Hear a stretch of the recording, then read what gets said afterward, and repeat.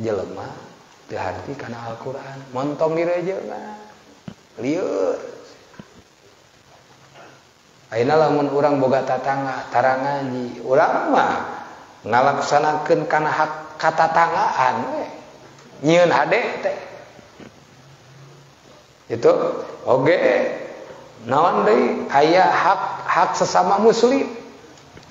Ari rerejeungan mah entong ngobrol jeung nu tara ngaji, moal jauh. Ngobrol nanti ngagogoreng batu. Ngobrolkeun curhat, ngobrolkeun indung sorangan. Ngobrolkeun dulur sorangan, ngobrolkeun adi sorangan. Kadang-kadang ngobrolkeun anak sorangan. Sarua ada anak sorangan sarua dorakan. Tong rerejeungan jeung jelema nu tara ngaji. Tong rerejeungan jeung jelema anu teu hartieun kana Al-Qur'an.